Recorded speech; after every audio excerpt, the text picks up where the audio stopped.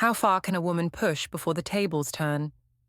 When I posted a picture with my ex to prove I didn't care if my husband left, I thought I was in control, until I came home to find only his essentials gone and a cold, factual note taped to the fridge. Why did I still feel blindsided, even after I convinced myself I'd already won? My name is Kenia Veylin, and I'm 34 years old. I work as an insurance claims manager, handling fraud investigations and settlements. People think my job is boring, but I actually enjoy the detective work. Finding inconsistencies, catching people in lies, building cases with evidence. The irony of what happened to me isn't lost on anyone who knows the full story. I've been married to Gary Harker for 11 years. He's 36, a high school history teacher who grades papers every night and goes to bed at 10:30 sharp. We have a 9-year-old daughter named Nora, who has Gary's quiet, thoughtful personality and my stubborn streak. Our house is a 3-bedroom colonial in Millbrook Heights, one of those suburbs where everyone knows everyone else's business. Gary bought it before we got married, back when he thought we'd fill it with kids and family dinners. Instead, we filled it with silence and routine. The problem started slowly, like water damage behind a wall. You don't notice until the paint starts peeling. Gary would come home from school, kiss my cheek without really looking at me, and ask about my day while already walking toward his home office. Dinner was the same rotation of meals. Monday was pasta, Tuesday was chicken, Wednesday was leftovers. He'd help Nora with homework while I cleaned the kitchen. Then we'd watch an hour of television before he disappeared upstairs to grade papers. "Don't you want to do something different for once?" I asked him one Thursday evening in March. We were sitting on the couch, watching some documentary about ancient Rome that he'd picked. "Like what?" he said, not taking his eyes off the screen.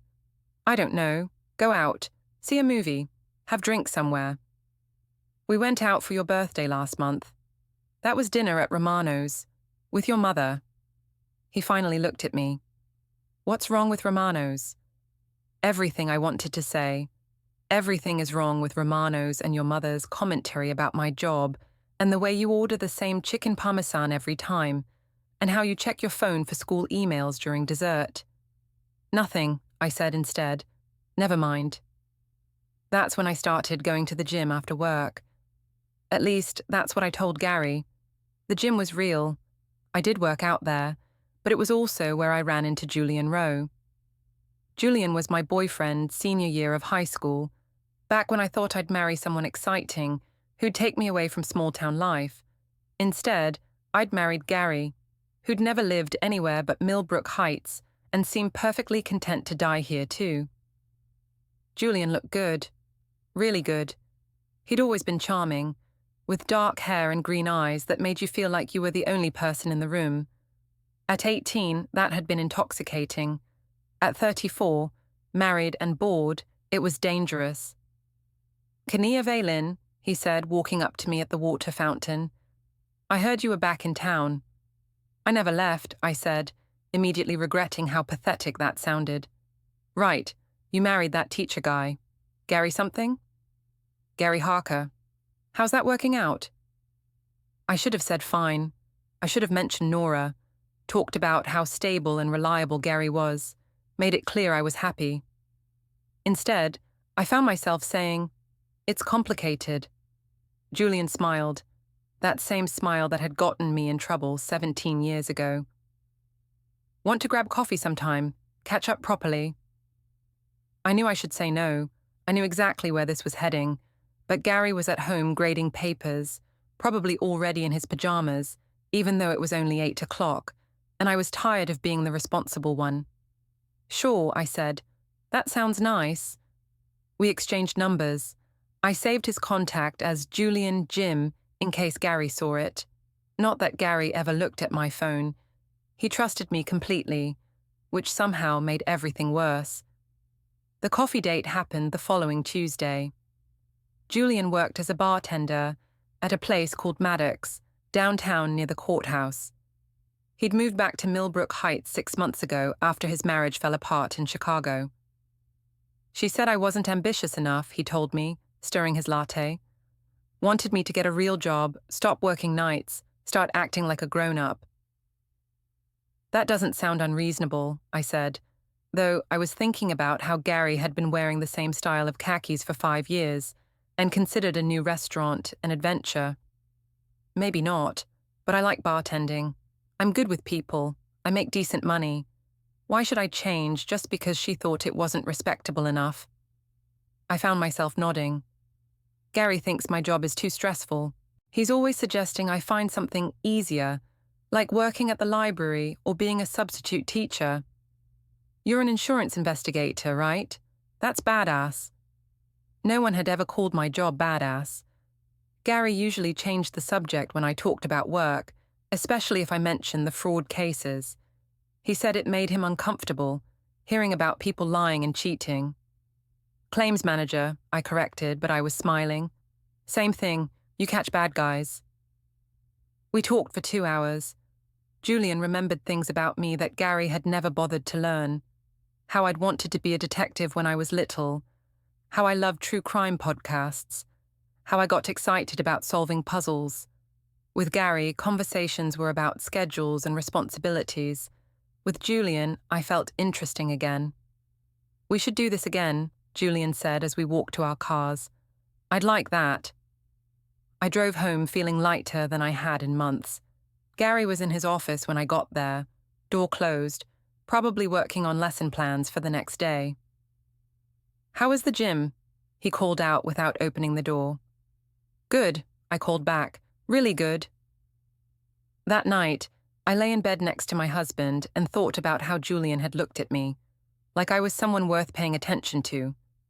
Gary was already asleep, breathing steadily, one arm thrown over his pillow.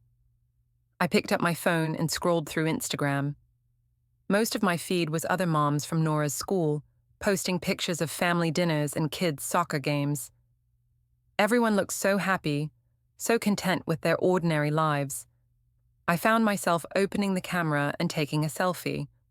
Nothing dramatic, just me in bed, hair down, soft lighting from the bedside lamp. I looked pretty, relaxed. I posted it with the caption, "Finally winding down after a great day," and immediately got likes from friends and coworkers. Julian liked it within 5 minutes. Then he sent me a private message. Beautiful as always. I should have ignored it. Instead, I wrote back, "Thank you, that's sweet. Coffee again soon?" "Definitely." I deleted the message thread and put my phone away. Gary stirred beside me but didn't wake up. I stared at the ceiling for a long time, thinking about the difference between safe and happy, between stable and exciting. The next morning, Gary made coffee and toast like always. He kissed my cheek and asked if I needed him to pick up Nora from school. "I can get her," I said. "Okay, I've got faculty meeting until 5 anyway." He grabbed his travel mug and headed for the door, then stopped. "Oh, I meant to ask, did you sign up for a new gym class or something? I noticed you've been going more often lately." For a second, I panicked, but Gary's expression was curious, not suspicious. He was probably just making conversation. "Just trying to get in better shape," I said. "You know how it is." "That's great. You look really good." He said it absently, already checking his phone for emails. A compliment delivered like an afterthought. "Thanks," I said, but he was already out the door. I finished getting ready for work and thought about the difference between Gary saying I looked good and Julian calling me beautiful. Same words, completely different feeling. That afternoon, Julian texted me, "How's your day going?" I was sitting in my office, reviewing a suspicious claim about a kitchen fire that happened conveniently right after the homeowner's mortgage payment increased. The evidence was all there. The burn patterns were wrong, the timeline didn't match the story, and the guy had Googled, "How long does insurance investigation take?" 3 days before the fire. "Catching liars," I texted back. "The usual." "Hot," I laughed out loud, then looked around to make sure no one had heard me. My coworker Beth was on a phone call, and my boss was in his office with the door closed. "You think insurance fraud is hot?" I think you're hot. The job is just a bonus. I stared at the message for a long time. This was flirting. Real, obvious, intentional flirting. I should shut it down, mention my husband, redirect the conversation. Instead, I wrote, "You're terrible. Terribly honest. I have to get back to work. Dinner tomorrow. Somewhere better than coffee." I knew I should say no. I knew exactly what dinner meant, what he was really asking. "Where?" "Maddox. I can show you around, introduce you to the good stuff on the menu." "I'll think about it." "I hope you say yes." I put my phone away and tried to focus on work, but I kept thinking about Julian's smile, about the way he made me feel like someone worth pursuing. When was the last time Gary had pursued me? When was the last time he'd suggested dinner somewhere new, or told me I was beautiful, or even really looked at me when he said I looked good? That evening, Gary was grading papers at the kitchen table while Nora did homework beside him. I made dinner, Thursday was taco night, and listened to them discuss her social studies project about the Revolutionary War. The Boston Tea Party wasn't really about tea, Gary was explaining. It was about taxation without representation. "But they threw away all that tea," Nora said. "That seems wasteful."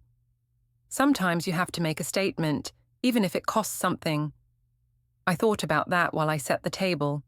Sometimes you have to make a statement. Sometimes the cost is worth it. "How was work?" Gary asked when we sat down to eat. "Fine. Closed the Morrison case. Definitely fraud." "That's the kitchen fire." "Yeah, guy basically set his own house on fire for the insurance money." Gary frowned.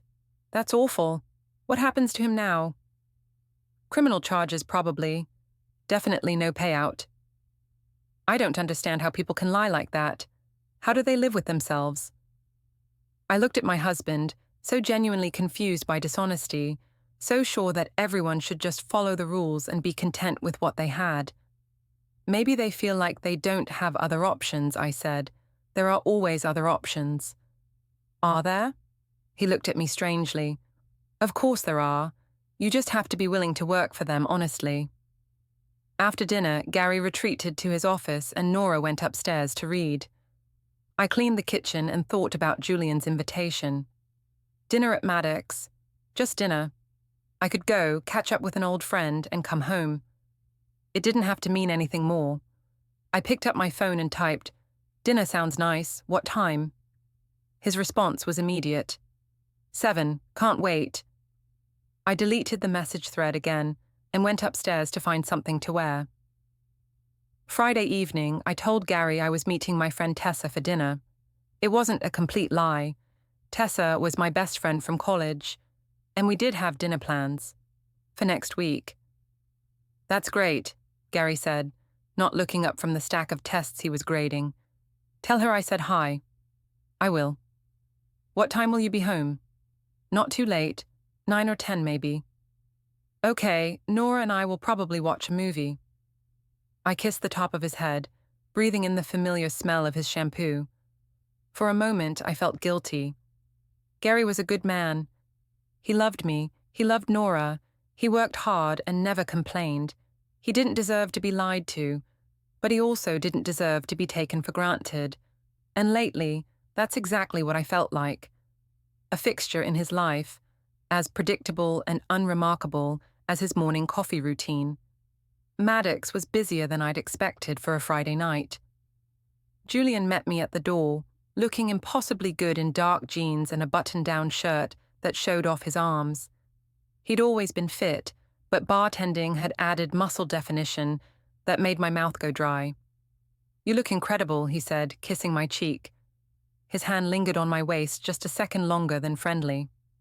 "Thank you. So do you." He led me to a corner booth, away from the bar crowd. The lighting was dim, intimate. This definitely felt like a date.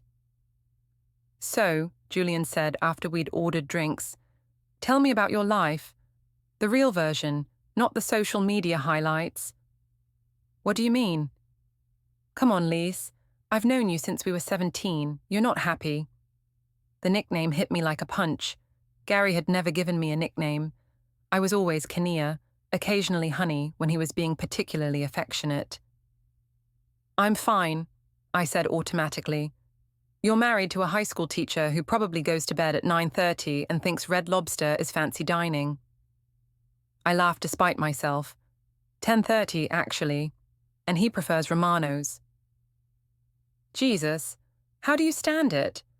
Gary is a good man. I'm sure he is. Good, reliable, stable, boring as hell. He's not boring. He's just predictable. Same thing. Julian reached across the table and touched my hand. "You used to talk about traveling, seeing the world, doing something that mattered. Remember? You were going to be a detective, solve murders, make a difference." "I do make a difference. I catch insurance fraud." "That's not the same thing, and you know it." He was right, and I hated that he was right. I'd settled. For Gary, for Millbrook Heights, for a life that was safe and comfortable and completely ordinary. "What about you?" I asked, pulling my hand away. "Bartending wasn't exactly your childhood dream either." "No, but I'm not pretending to be happy about it. I know this isn't permanent.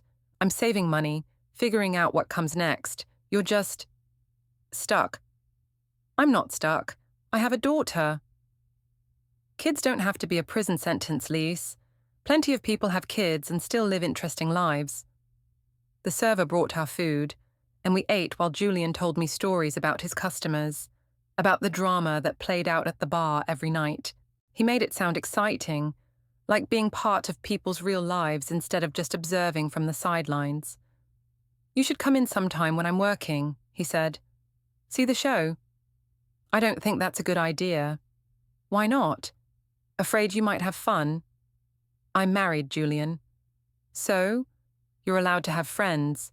You're allowed to go out and enjoy yourself." Gary wouldn't understand. "Gary doesn't have to know everything you do. You're a grown woman." I thought about that. When had I started asking permission for everything? When had I stopped having my own life, separate from Gary and Nora and the house and the routine? "Maybe," I said. "We'll see." Julian smiled like he'd won something. "I work tomorrow night. Just saying." After dinner, we walked to our cars. The parking lot was dimly lit, and Julian stopped beside my Honda Civic, blocking my path to the driver's door. "I had a really good time tonight," he said. "Me too." "I missed you, Lise. I missed this." "Julian, I know you're married. I know it's complicated, but I can't pretend I don't feel something here." He stepped closer, and I could smell his cologne, could see the flecks of gold in his green eyes. For a moment, I thought he was going to kiss me. For a moment, I wanted him to. Instead, he reached up and tucked a strand of hair behind my ear. "Think about what I said, about coming to see me tomorrow." I drove home in a daze, my skin still tingling where he'd touched me. The house was dark except for the porch light Gary always left on. He was already asleep when I slipped into bed, and I lay there, listening to his breathing and thinking about Julian's hands, Julian's voice calling me Lise, Julian making me feel like someone worth wanting. The next morning, Gary made pancakes for Nora while I drank coffee and scrolled through my phone.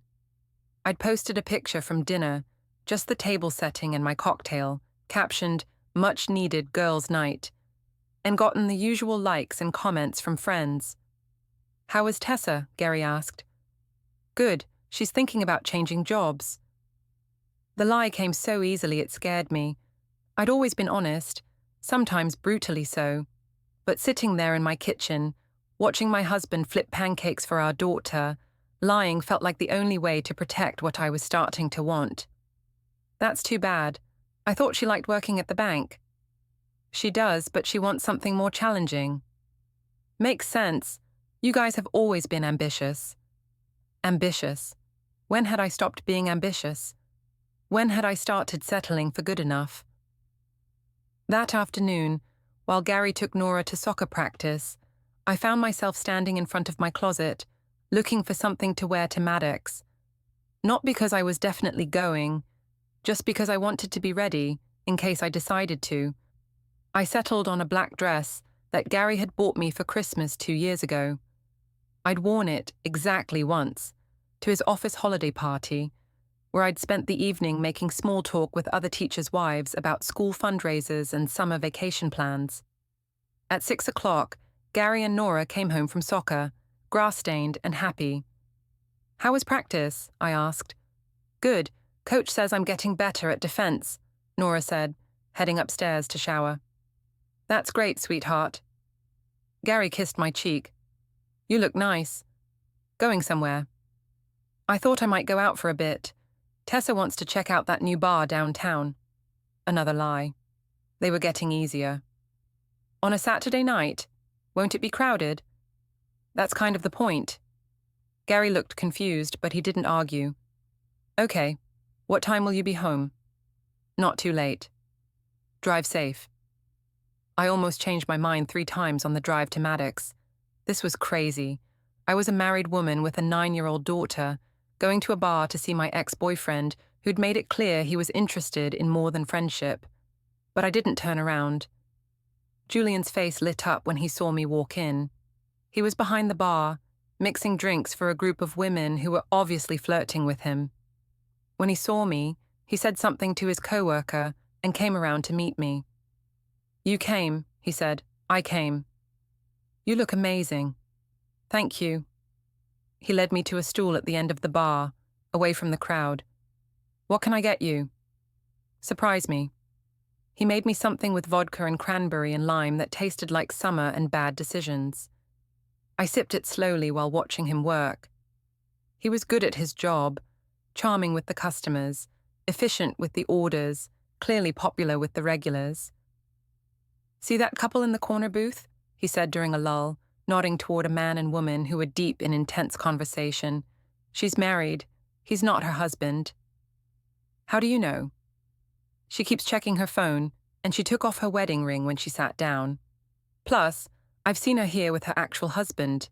Different guy entirely." "That's awful."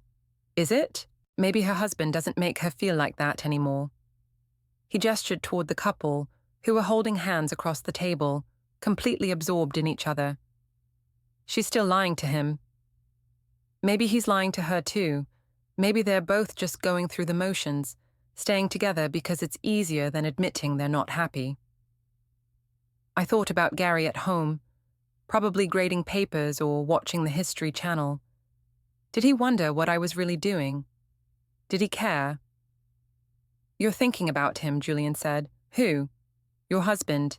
You get this look when you're feeling guilty." "I'm not feeling guilty." "Good. You shouldn't. You're allowed to have fun, Lise. You're allowed to feel alive." Around 10 o'clock, Julian's shift ended and his replacement took over. He came around the bar and sat beside me, ordering a beer for himself. "So," he said, "what did you think of the show?" "It's interesting. You're good at reading people." "Occupational hazard. You pick up on things when you spend enough time watching." "Like what?" "Like the fact that you've checked your phone 6 times in the last hour, but you haven't answered any messages." He was right.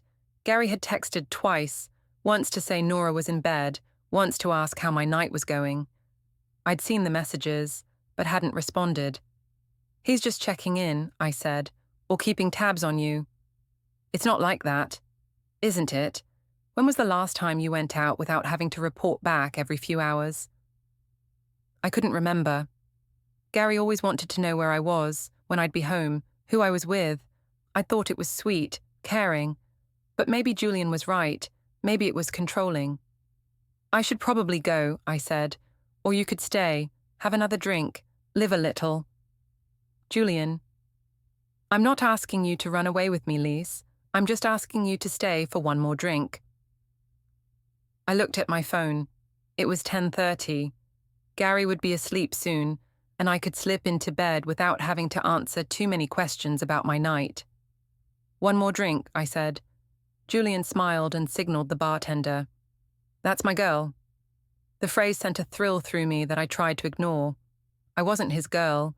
I was Gary's wife, Nora's mother, a responsible adult with a mortgage and a 401k and a minivan in the driveway. But sitting there in the dim light of the bar, Julian's knee brushing against mine, I wanted to be someone else. Someone exciting and unpredictable and worth pursuing. "Tell me something," Julian said. "If you could do anything, go anywhere, be anyone, what would you choose?" That's a big question. That's why I'm asking. I thought about it. I used to want to travel, see Europe, maybe Australia. I had this fantasy about working for Interpol, solving international crimes. What stopped you? Life, Gary, getting pregnant. Nora wasn't planned. I shook my head. We'd been dating for 2 years, and I thought we'd get married eventually, but the pregnancy sped things up. Gary proposed the day I told him, and we were married 6 months later. Do you regret it? Having Nora? Never. That's not what I asked. I stared into my drink. Sometimes I wonder what would have happened if I'd waited. If I'd travelled first, figured out who I was before I became someone's wife and someone's mother. It's not too late. Yes, it is. Says who? Says reality. I have responsibilities. You have choices. You always have choices. Julian's hand covered mine on the bar, and I didn't pull away. His skin was warm, calloused from years of bartending. Gary's hands were soft, smooth from grading papers and typing lesson plans. I should really go, I said, but I didn't move. Should and want are different things. I know. What do you want, Lise? I looked at him, at his green eyes and his crooked smile, and the way he was looking at me like I was the most interesting person in the room.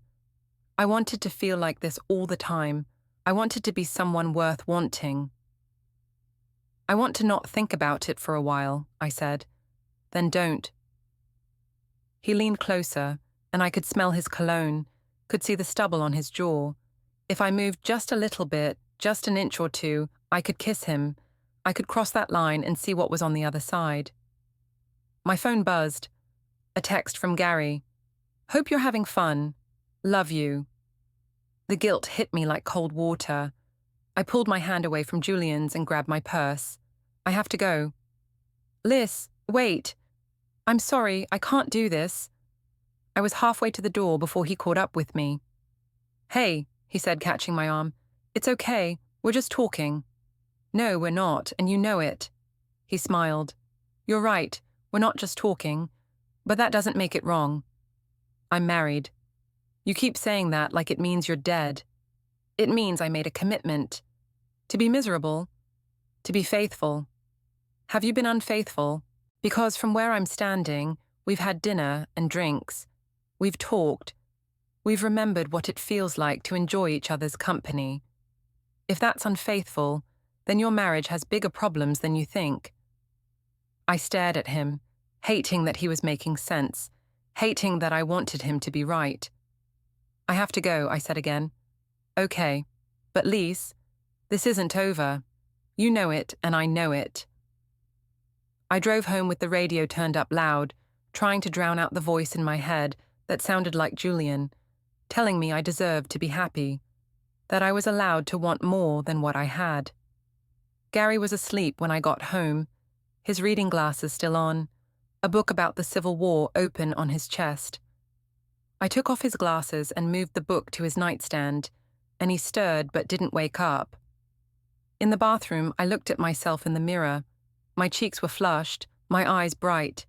I looked alive in a way I hadn't in years. I washed my face and brushed my teeth and changed into my pajamas, erasing all evidence of the evening.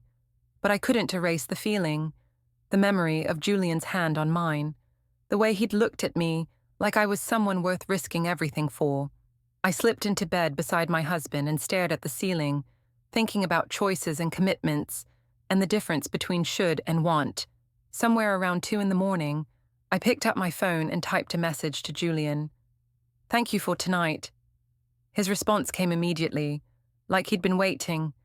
Thank you for coming. Sweet dreams, beautiful. I deleted the conversation and put my phone away, but I fell asleep smiling. Sunday morning, Gary made his famous French toast while Nora and I set the table.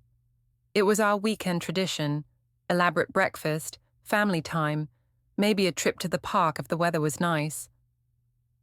"How was your night out?" Gary asked, flipping a piece of toast. "Fun. It was good to catch up with Tessa." "I'm glad you're getting out more. You seemed happier lately." I looked at him, surprised. Happier? More relaxed, less stressed about work. If only he knew why. I was stressed about work. I was stressed about everything. But I was also excited in a way I hadn't been in years, and apparently it showed. "The gym membership is paying off," I said. "Definitely. You look great." He said it while focused on the stove, the same absent way he always complimented me. A fact stated without emotion, like commenting on the weather. After breakfast, we took Nora to the park. Gary pushed her on the swings while I sat on a bench, scrolling through social media. I'd posted a picture from last night, just me at the bar, cocktail in hand, captioned, "Saturday night done right," and gotten dozens of likes and comments. My friend Beth from work had commented, "Look at you living your best life. Where is this?" I'd responded, "Maddox downtown, great drinks." It was innocent enough, but I found myself hoping Julian would see it, would know I was thinking about the night we'd shared. "Mommy, come push me," Nora called. I put my phone away and went to the swings, taking over from Gary. Nora chatted about school, about her friends, about the book she was reading. She was smart and funny and completely unaware that her parents' marriage was quietly falling apart. "Can we get ice cream?" she asked. "It's barely noon," Gary said. "Please? It's Sunday." Gary looked at me, and I shrugged. "Why not? It's Sunday." We went to Scoops, the ice cream place near the park. Nora got her usual, strawberry with rainbow sprinkles, while Gary and I shared a small vanilla. Boring, predictable vanilla. "I have papers to grade this afternoon," Gary said as we walked back to the car. "Will you be okay with Nora?" "Of course. We might go shopping, get some new clothes for school." "Sounds good." At home, Gary disappeared into his office, while Nora and I looked through her closet, deciding what still fit and what needed to be replaced. She was growing so fast, shooting up like a weed. "Mom," she said, while trying on a dress that was clearly too small, "are you and Dad okay?" The question caught me off guard. "What do you mean?" "You seem different lately. You go out more, and Dad seems sad sometimes." Kids notice everything. I should have remembered that. "We're fine, sweetheart. Sometimes grown-ups just need time with their friends, that's all. Like when I have sleepovers with Emma." Exactly like that. She seemed satisfied with the explanation, but I felt sick. What was I doing? What was I risking? That afternoon, while Nora watched a movie, I found myself texting Julian. "How's your Sunday?" "Better now. Thinking about you."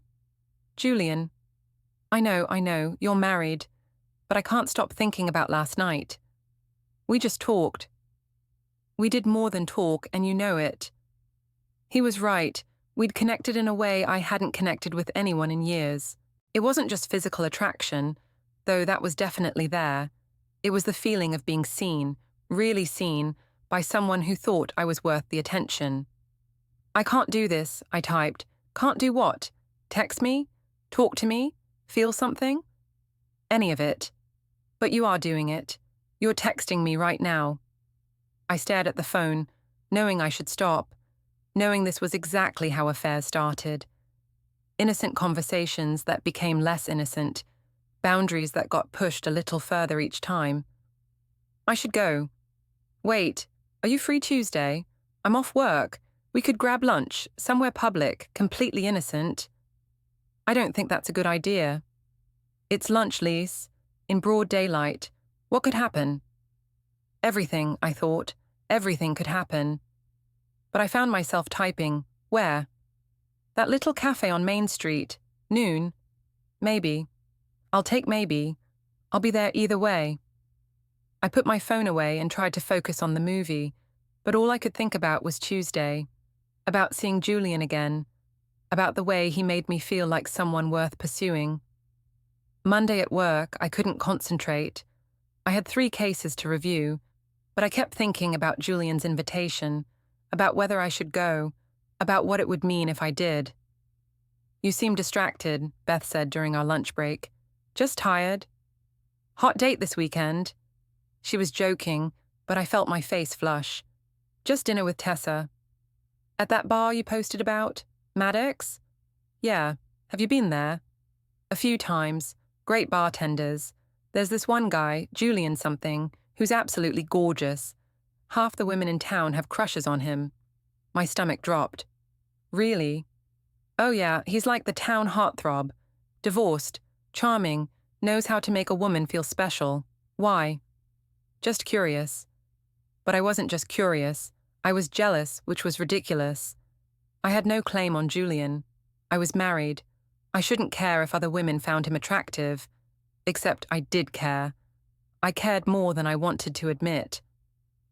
That evening, Gary was in his office grading papers when my phone buzzed with a text from Julian.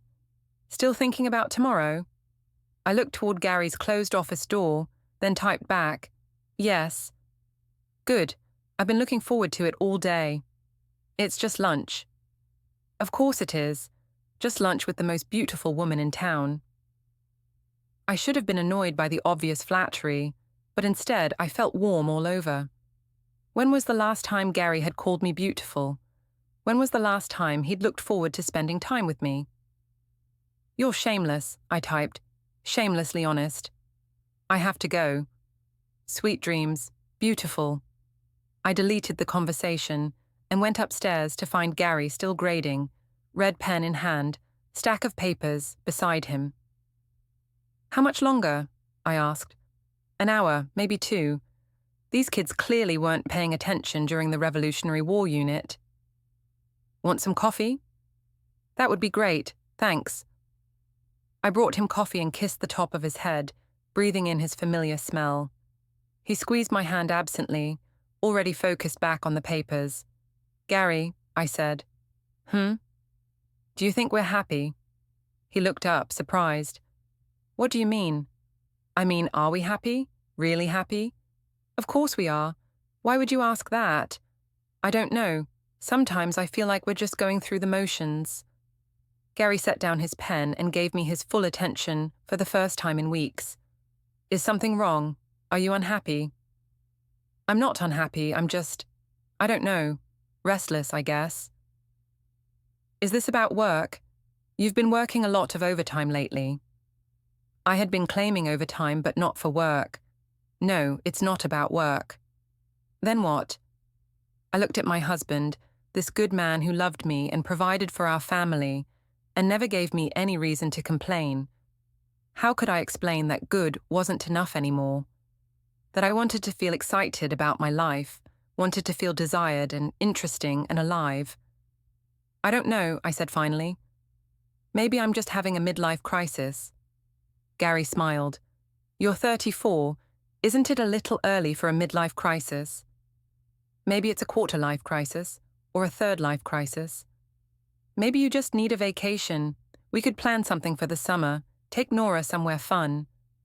A family vacation, more togetherness, more routine, more predictable happiness. "Maybe," I said. "We'll figure it out," Gary said, already reaching for his pen. "We always do." But as I watched him return to his grading, I realized that figuring it out meant maintaining the status quo. It meant accepting that this was as good as it got, that wanting more was selfish and unrealistic.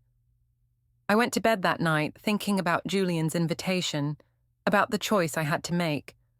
I could go to lunch and see where it led, or I could stay home and accept that this was my life, safe, stable, and slowly suffocating. Tuesday morning, I woke up with my mind made. I was going to lunch. I was going to see what it felt like to be wanted, even if it was just for an hour. I dressed carefully.